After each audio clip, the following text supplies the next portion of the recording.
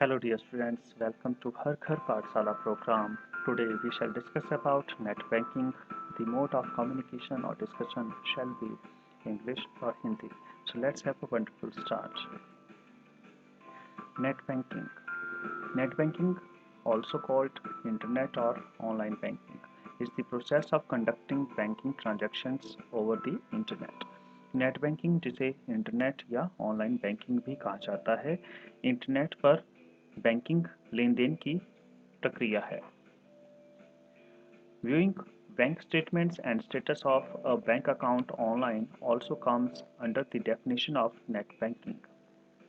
Online bank विवरण और bank खाते की स्थिति देखना भी नेट बैंकिंग की परिभाषा में आता है. The bank updates accounts and records of transactions almost instantly on the internet. It enables bank customers to handle the account management and perform account transactions directly with the bank through the internet. Bank internet पर खातों और लेन-देन के record को लगभग तुरंत update करता है. यह बैंक के कस्टमर्स को अकाउंट मैनेजमेंट की फैसिलिटी प्रोवाइड करता है और जितने भी आपने अकाउंट में ट्रांजैक्शंस करनी है वो डायरेक्टली आप बैंक के साथ कर सकते हैं इंटरनेट के माध्यम से.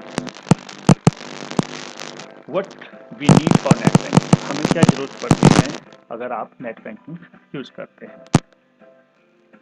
Every customer requires a user ID and a login password to access net banking. In addition, a transaction password is required for conducting any transaction on net banking. Her customer को user ID और login की जरूरत पड़ेगी, login password की जरूरत पड़ेगी अगर आप इंटरनेट बैंकिंग को, नेट बैंकिंग को यूज़ करना चाहते हैं. इसके साथ साथ अगर आप ट्रांजैक्शंस करना चाहते हैं, अगर आप फंड ट्रांसफ़र करना चाहते हैं तो उसके लिए आपको ट्रांजैक्शन पासवर्ड चाहिए या उसको हम प्रोफाइल पासवर्ड भी कहते हैं. तो उसके माध्यम से जो है आप फंड्स भी ट्रांसफर कर सकते हैं. In case there are 5 successful attempts to log in or transact on your net banking, the login transaction password is disabled to prevent any unauthorized access.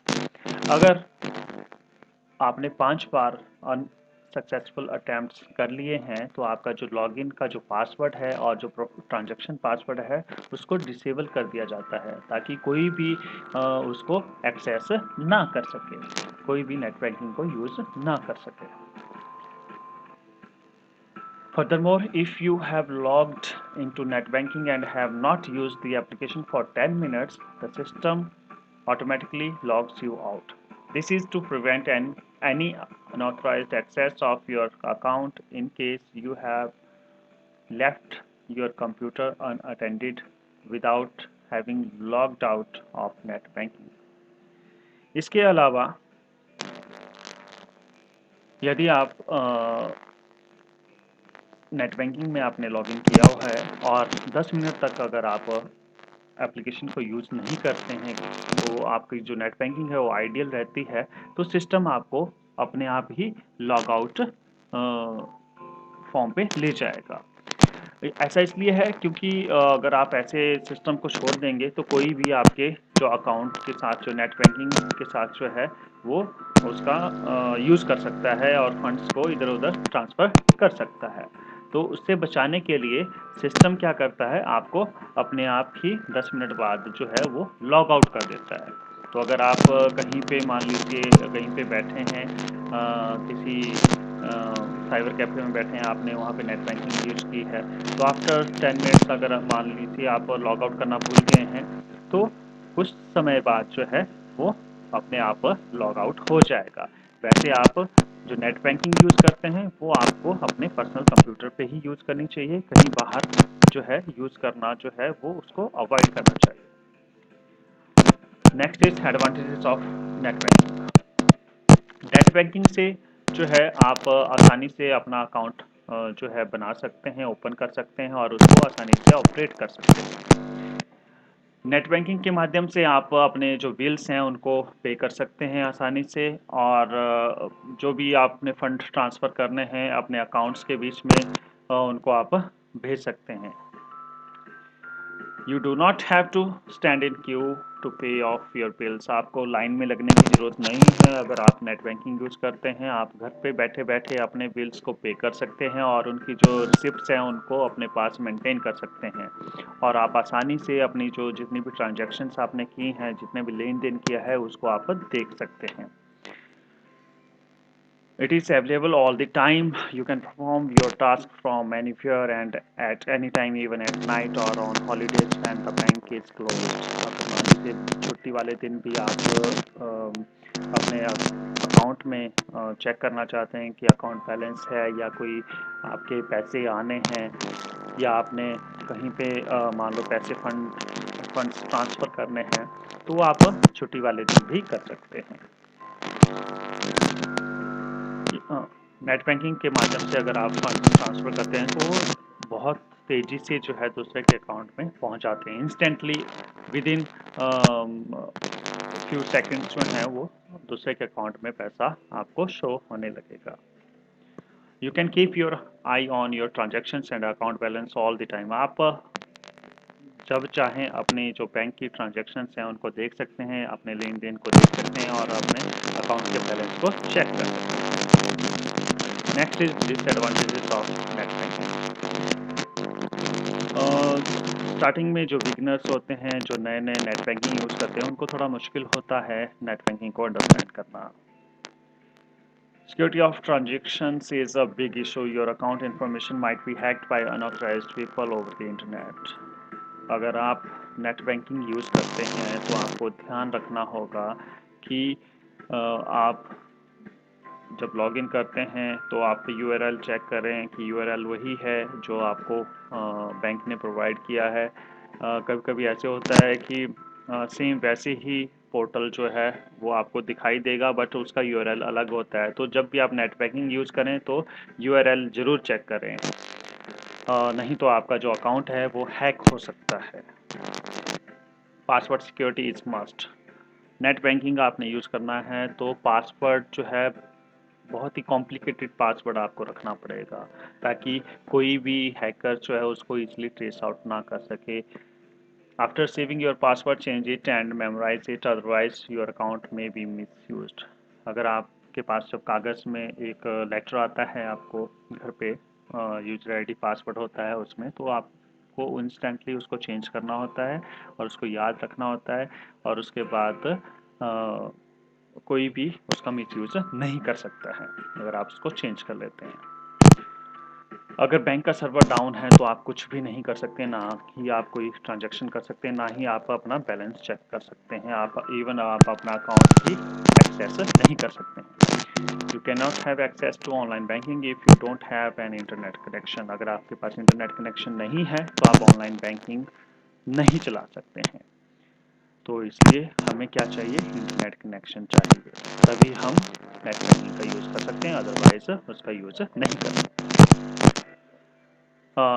ये सबसे पहला पेज है। ये यहाँ पे मैं जो आपको डेमो दूंगा वो SBI की जो नेट बैंकिंग है उसका डेमो आपको दूंगा। तो यहाँ पे सबसे पहले जो स्क्रीन है वो इस तरह से आपके पास आती है। यहाँ पे आपने अपना यूज़र नेम और पासवर्ड एंटर करना होता है।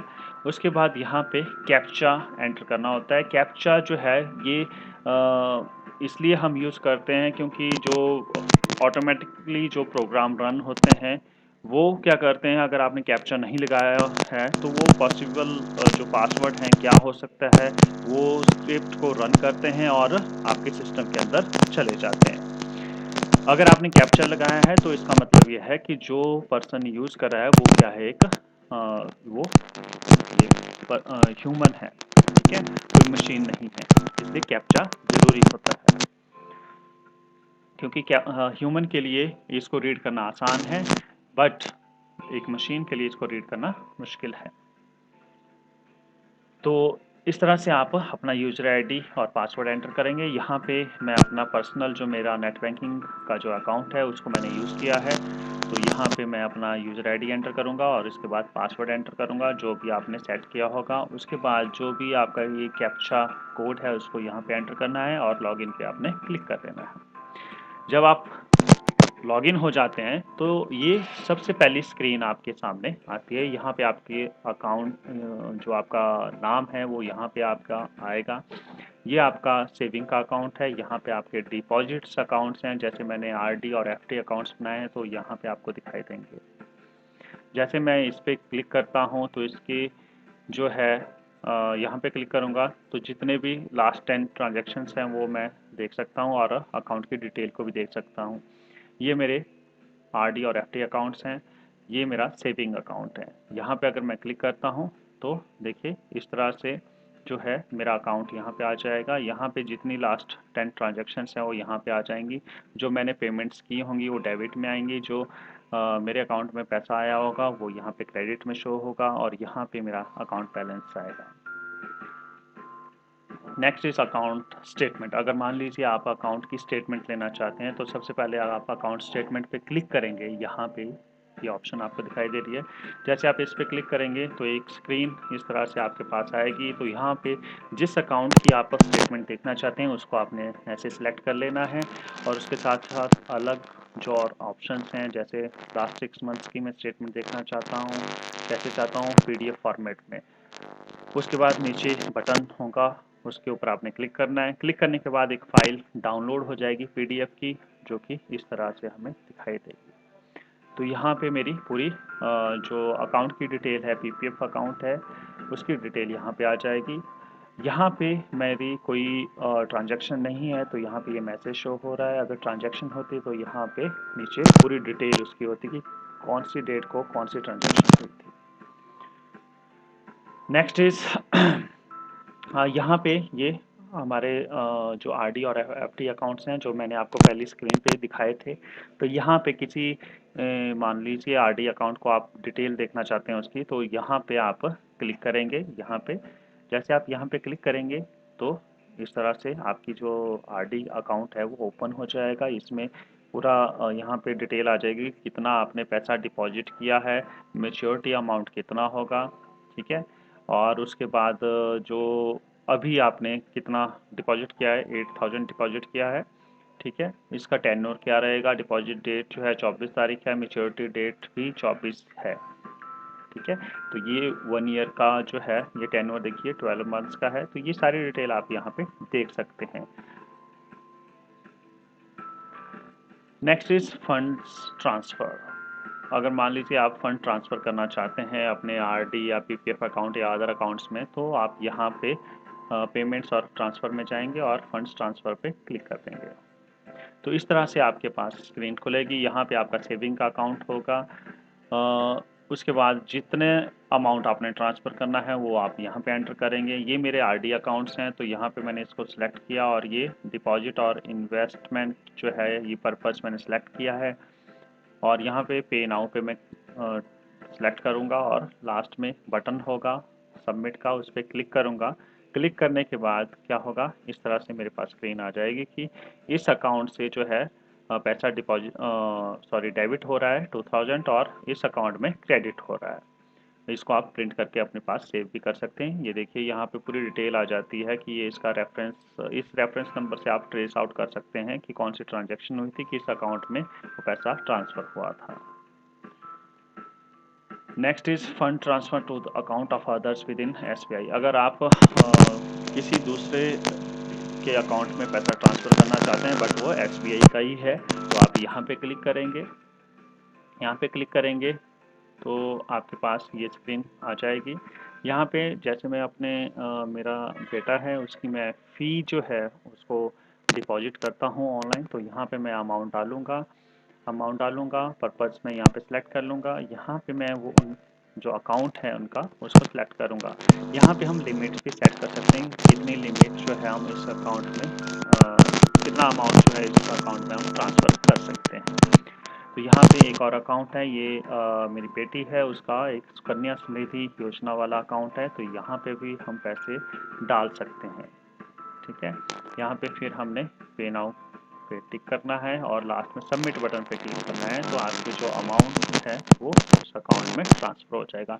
जितनी भी ट्रांजैक्शन होगी तो आपके पास एक OTP आता है, OTP मैसेज आएगा, आप वहाँ पे डालोगे तभी ट्रांजैक्शन होगी।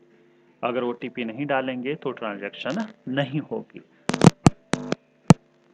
Next is quick transfer. अगर मान लीजिए आप जल्दी से किसी के अकाउंट में पैसा डालना चाहते हैं विदाउट एडिंग बेनिफिशरी, उसको बिना अपने नेट बैंकिंग में ऐड किए, तो वो भी कर सकते हैं आप।